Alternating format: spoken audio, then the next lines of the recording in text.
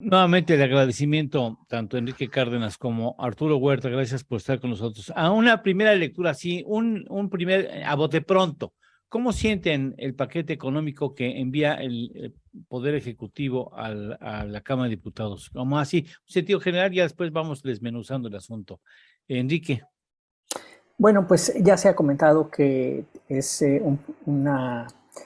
trae una serie de criterios, me parece a mí, en el término de, sería de optimista, en términos de crecimiento, de reducción de inflación, y creo que es a propósito de que se ve como optimista, porque lo que implica, pues evidentemente, son estimaciones un poquito mayores de ingresos que son necesarias para poder cubrir pues el gasto que, como lo que ya se mencionaba hace un momento, está desbordándose, y lo hemos platicado aquí en tu programa, en diversos rubros, sobre todo en pensiones. Ahora el servicio de la deuda también está creciendo, y que finalmente va a acabar en un poco más de deuda.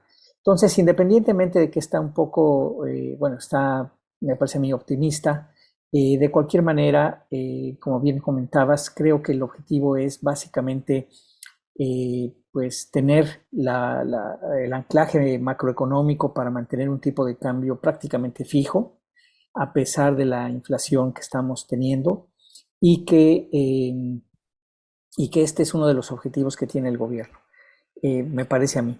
Y bueno, y el otro es pues tener suficientes recursos para lo que se ofrezca en el 2023, sea de tipo, digamos, los sobrepresupuestos que hay en algunas de las obras emblemáticas, elecciones en el 2023 y lo que pudiera ofrecerse. Esa es así mi primera lectura, Eduardo. La primera tuya, gracias Enrique, la primera tuya, Arturo. Y mira, siguiendo la misma lógica de Enrique, la economía mexicana no tiene ninguna condición de crecer al 2.4% este año, como lo están señalando los criterios generales de política económica, ni mucho menos crecer el 3% el próximo año. Hay que tomar en cuenta que la economía son tres sectores: el sector público, el sector privado y el sector externo. El sector externo este año va a terminar con un déficit de cuenta corriente de 28.449 millones de dólares, es decir, es un 2% del Producto Interno Bruto. Y si a eso le sumas que este año el gobierno va a terminar con un superávit primario, es decir, va a gastar menos de lo que recauda, entonces todos estos dos elementos afectan al sector privado. Entonces el sector privado va a tener un déficit en sus finanzas de más del 2% del Producto Interno Bruto, y eso merma su capacidad de gasto y de inversión. Entonces, por lo tanto, la economía mexicana este año no va a crecer al 2.4% y el próximo año no va a crecer al 3%. Si bien para el próximo año contemplan solamente un balance primario deficitario de menos 0.17%, que no es nada, y el déficit de cuenta corriente va a seguir. Entonces, evidenciando que el sector externo y las finanzas públicas van a actuar en detrimento de la actividad económica. El sector privado no va a tener capacidad de incrementar inversión y consumo ante las mayores presiones negativas sobre sus finanzas públicas, y por lo tanto la economía mexicana no va a crecer al 3%. Y luego también contemplan una disminución de la inflación tanto para este año. Ahorita la traemos el 8.7, y según ellos vamos a terminar el año con una inflación de 7.7 en absoluto, y el próximo año contemplar una inflación a fines del 2023 de 3.2%. Entonces, en un contexto de contracción económica, seguirá la escasez de productos y seguirán las presiones sobre precios, tanto de escasez de producción nacional como seguirán las importaciones caras que estamos realizando. Pregunto a ambos, comienzo contigo, Enrique, si veo que coincides, asientes de que la economía mexicana no crece 2.4 este año y no va a crecer 3% el año entrante. Ahora, si no crece lo que presume el gobierno, puede quedarse corto la presupuestación de ingresos y eso genera un desequilibrio. Sí, efectivamente, precisamente debido al menor crecimiento es probable que los impuestos pues sean menos positivos, aunque también están subestimando el precio del petróleo aparentemente, ligeramente por lo menos. Y por el otro lado también yo te diría que los indicadores de deuda se van a ir para arriba, es decir, si, aun cuando el endeudamiento sea en términos, digamos, absolutos el mismo, como porcentaje del Producto Interno Bruto, si el producto crece menos, pues ese porcentaje va a aumentar. Y probablemente acabemos en 50-51% del PIB, que sigue siendo un nivel, pues digamos, manejable, pero ya estamos hablando de que ha crecido en lo que iría del sexenio alrededor de unos 8-10 puntos porcentuales del PIB. O sea, sí está ya, creo que son 8 puntos porcentuales del PIB, lo cual pues implica un endeudamiento importante. El tema de pensiones sí sigue siendo quizás uno de los más severos, y hay quien ya habla de una injusticia y una desigualdad intergeneracional. Es decir, que pues se está dejando sin el apoyo necesario para los jóvenes, los niños más chicos, sobre todo en educación, en salud principalmente, ¿no? La falta de vacunas, por ejemplo, etcétera, que pues se está gastando mucho más en pensiones y mucho menos en los primeros años de vida de la población. Arturo. Mira, a mí el problema de la deuda no No te quite el sueño. no me es dañino el problema de la deuda. La deuda es problema si te endeudas en dólares, porque nosotros no emitimos dólares. Tenemos déficit de comercio exterior que te impide pagar la deuda en dólares. Entonces caemos en deuda para pagar deuda.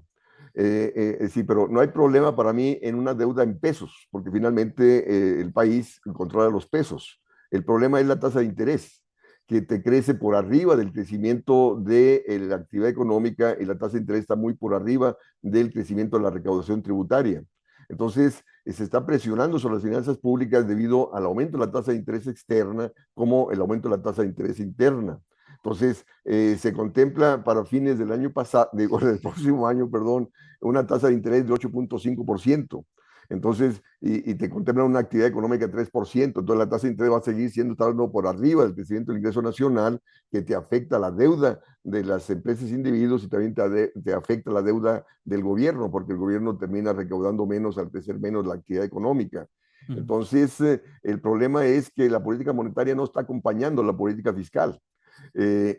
Y se requiere de bajas tasas de interés y se requiere incremento del gasto público para reactivar la economía. O sea, desde mi perspectiva teórica, las finanzas públicas no hay que analizarlas en torno a su equilibrio fiscal o en torno a su relación de endeudamiento. Las finanzas públicas hay que analizarlas en torno a su impacto sobre la actividad económica y sobre el empleo. Entonces, hoy en día traemos una actividad económica similar a la del cuarto trimestre del 2017, evidenciando que la política fiscal y monetaria no están respondiendo a las necesidades de crecimiento económico. A ver, yo supongo que aquí va a haber alguna diferencia. Hacer coincidir la política fiscal y la monetaria, pero el Banco de México es autónomo. Y bueno, no sé si esa coordinación pudiera pensarse en México, Enrique. Bueno, yo creo que hay el problema, independientemente que sea autónomo o no, es que me parece hay un terrible temor, digamos, los fundamentos de, por ejemplo, el endeudamiento público en Pemex, los subsidios que ya se hablaban, que han ido para Pemex, para CFE, etcétera, sí están, me parece a mí, teniendo un impacto sobre las expectativas en términos de qué tanto puede aguantar el tipo de cambio. Por eso hablaba yo hace un rato del tipo de cambio. Y me parece a mí que el Banco de México está siguiendo la política del Banco de la Reserva Federal, y lo mismo que está pasando en otras partes del mundo, donde sí tienen un problema de exceso de demanda y donde por eso es que están subiendo tasas de interés.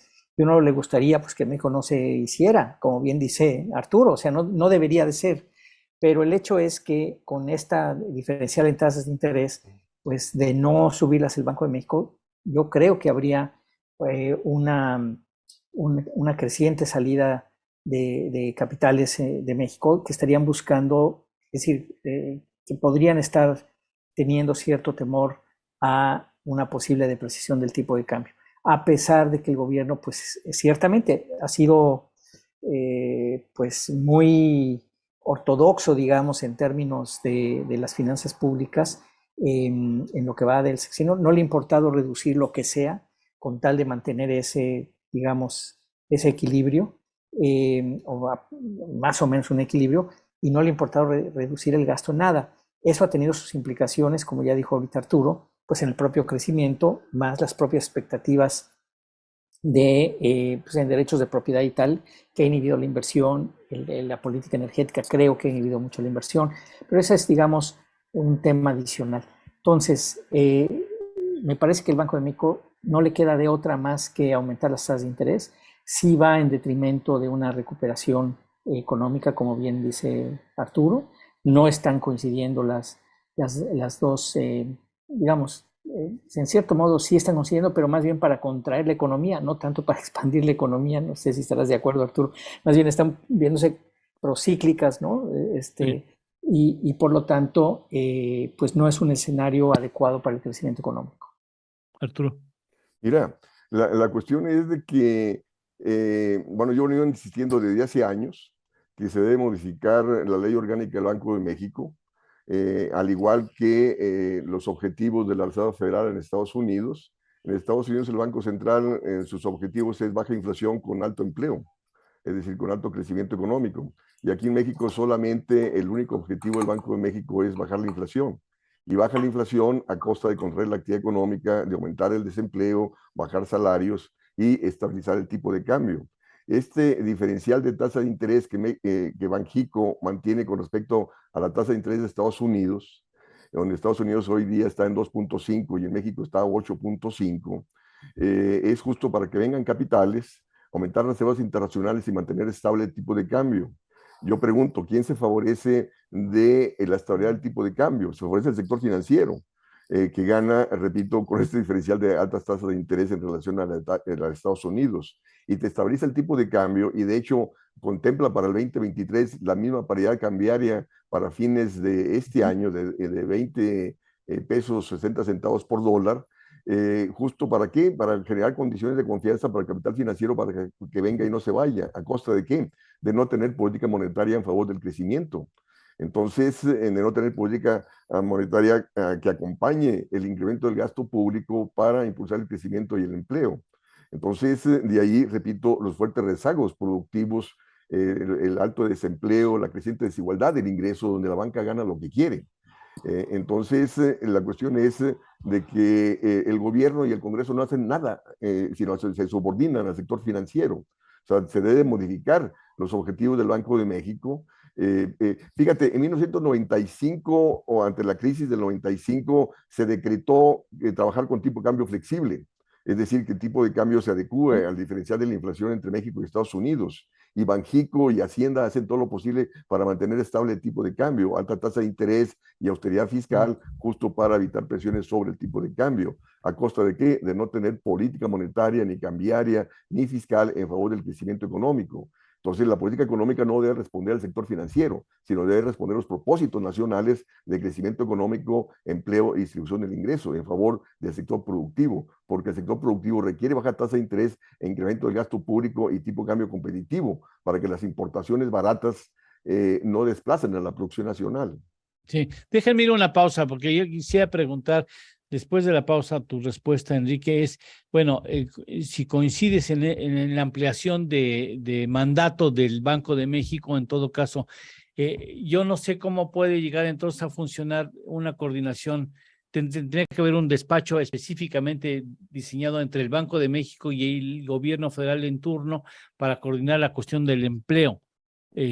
Porque no sé si el Banco de México tuviera todas las herramientas para aplicar políticas de empleo cuando quien está ejerciendo el poder ejecutivo, pues, está en otro lado, ¿no? Bueno, no sé si esto pueda llegar a una confusión que por supuesto es secundaria, pero de todos modos habría que verlo después de una pausa, si me permiten sus respuestas. Bien, entonces, ¿tú coincidías en esto que señala Arturo, Enrique? ¿Podría agregarse al mandato del Banco de México el maximizar el empleo, promover el empleo?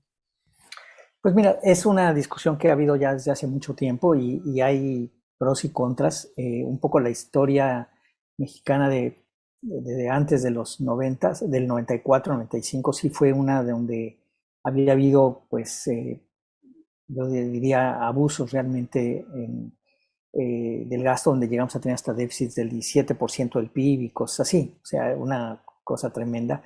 Y algunas, sobre todo en los años 70, donde había habido mucha, pues, impresión de dinero para financiar esos déficits.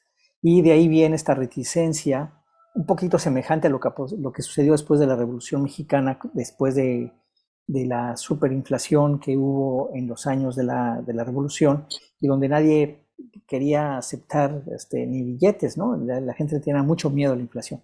Creo que esos tiempos han ido, en cierto modo, disminuyendo, pero me parece que en la coyuntura actual, pues justamente el propio gobierno, el Poder Ejecutivo, no está actuando, independientemente de lo que haga el Banco de México y cuál sea su mandato, pues no está precisamente actuando para mejorar la productividad ni mejorar el desempeño económico en general. Estamos viendo más bien que la inversión pública la tiene pues a niveles del 3 y pico por ciento del PIB, son niveles bajísimos, ¿no? En construcción anda en niveles, si no estoy mal, del 2004, 2005. Repito, esta inhibición de la inversión privada que ha ocurrido, el no tomar medidas concretas para, por ejemplo, promover el que empresas que están saliendo de China vengan para México, ya como que ya México perdió esa oportunidad, se están quedando en Vietnam y se están quedando en otros lugares. En fin, no hay una política realmente de expansión, ya no digamos macroeconómica a través del presupuesto, pero sí de estímulo a la inversión. El pleito que traemos con el TEMEC, pues también va en contra de este mismo ejercicio. Entonces, me parece que más importante que lo del doble mandato en este momento sería más bien el asunto de que realmente hubiera una política proclive a que haya mayor productividad y mayor inversión, mayor productividad. En ese sentido, Arturo, ¿qué cambios tendrían que hacerle los diputados a este paquete económico si lo que se procurara sería crecer y promover la actividad económica en el país? Mira, repito, que no van a hacer, por supuesto, que no lo van a hacer. Es decir, el crecimiento requiere de baja tasa de interés e incremento del gasto público y tipo de cambio competitivo, ¿no? Cosa que no tenemos, ¿no? Entonces, en la mera, qué sé yo, o sea, todo el mundo, ahorita que escuchábamos las noticias, que el PRI está en contra del paquete porque no es austero. O sea, predomina el enfoque neoliberal en este país. Todo el mundo está por la austeridad de las finanzas públicas, todo el mundo respeta la autonomía del Banco Central, sin darse cuenta que esa política es la causante de que México viene creciendo cada vez menos desde los 80s, 90s hasta la fecha, ¿no? Entonces, requerimos, o sea, repito, en un contexto donde tienes déficit del sector externo que te impacta negativamente sobre la actividad económica, en un contexto donde cae el consumo y la inversión privada, el gobierno tiene que gastar lo necesario para impulsar la actividad económica y la creación de empleo, cosa que no está haciendo. Hacienda se subordina al objetivo del Banco de México de bajar la inflación y estabilizar el tipo de cambio a través de los recortes presupuestales y trabajar con equilibrio fiscal. El gobierno deja gastar para no endeudarse y al dejar de gastar termina endeudando al sector privado, porque al dejar de gastar caen las ventas, ingresos de las empresas y ven incrementada su deuda. Entonces de ahí, repito, estamos en un círculo vicioso por décadas donde en la actividad económica, fíjate, del 2001 al 2021, el PIB per cápita viene creciendo al 0.36% promedio anual, siendo que del 50 al 81 crecíamos el Producto Interno Bruto per cápita al 3.15% promedio anual. Entonces, esto es insostenible. Ahí está el clima de violencia, de delincuencia que se vive en el país como resultado del deterioro del nivel de vida de la población. O sea, tú me preguntas, ¿qué debe ser el Congreso? ¿No? Repito, pedir que el gobierno incremente su gasto público en favor de la esfera productiva y del empleo. Decía Enrique Cárdenas, es que en los 80 tuvimos déficits fiscales del 18% del Producto Interno Bruto, pero esos déficits no fue porque el gobierno haya gastado más allá de lo que recauda, excluyendo el pago del servicio y la deuda. Ese déficit fue financiero, derivado de la devaluación que te incrementó el costo de la deuda externa, derivado de la alta tasa de interés interna y externa que llevó al déficit fiscal. Porque a partir del 83 México ha venido trabajando con superávit primario, es decir, gasta menos de lo que recauda excluyendo el pago del servicio y la deuda. Y de hecho, hoy en día, repito, se está incrementando de nuevo el déficit fiscal como resultado del incremento de la tasa de interés interna y externa. Y el gobierno sigue gastando menos de lo que recauda, excluyendo el pago del servicio y la deuda. Entonces, para pagar deuda hay que crecer. Y para poder crecer, el gobierno tiene que incrementar el gasto público y el Banco Central debe tener una tasa de interés por debajo del crecimiento del Producto Interno Bruto, para poder así pagar la deuda tanto pública como privada.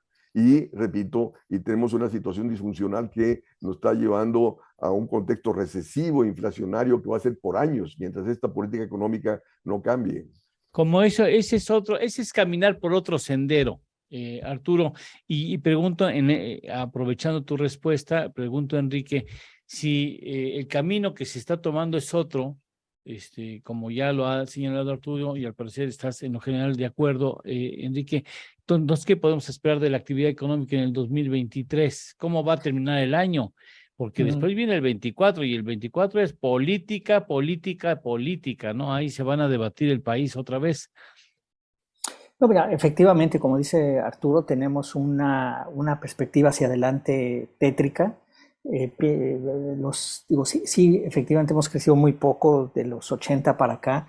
Lo que se ha crecido en este sexenio, pues no ha sido crecimiento, ha sido decrecimiento. Si acaso retomamos el PIB per cápita del 2018, que ya de por sí era bajo, pues lo vamos a hacer hasta el 2025. De modo que si seguimos como vamos, pues sí tenemos una nueva década perdida, yo diría. No sé si estés de acuerdo, Arturo, ¿no? Como la que tuvimos en los 80, pero terrible. Y efectivamente lo que se necesita hacer es que haya mayor crecimiento. Ahora, yo tengo diferencias con Arturo, pero no son sustantivas. O sea, yo creo que se tiene que incentivar la inversión a través de una inversión pública e inversión privada, sí, que permita mejorar productividad y que permita precisamente pues, generar más empleo, que es lo que traemos un broncón bárbaro. La brecha laboral, pues andamos ya como casi en 2 millones de personas año con año, ¿no? Entre los que no quieren trabajar, los que ya decidieron que ni siquiera van a buscar chamba y los que están desempleados. De eso estamos hablando, ¿no? De que se van acumulando año con año cerca de 2 millones de jóvenes a la fuerza de trabajo. Entonces, el imperativo es crecer. Y ahí creo que coincidimos, Arturo y yo. O sea, sí, ese es el imperativo, crecer y crecer lo más rápido posible, porque de otra manera no hay forma. Sí creo que entre más sea alta la tasa de interés, menos va a ser ese crecimiento. Ojalá fuera igual que en otros países del 2,5%, del 3%. Si la inflación es semejante de un lado al otro, a otros países, bueno, pues no tendría por qué no serlo. La diferencia son justamente pues un riesgo, como le llaman, riesgo país, un spread que tienes muy elevado, 6 puntos porcentuales es muchísimo en esta época, y creo que se debe en buena medida a la incertidumbre que se tiene sobre qué es lo que va a pasar en el futuro cercano.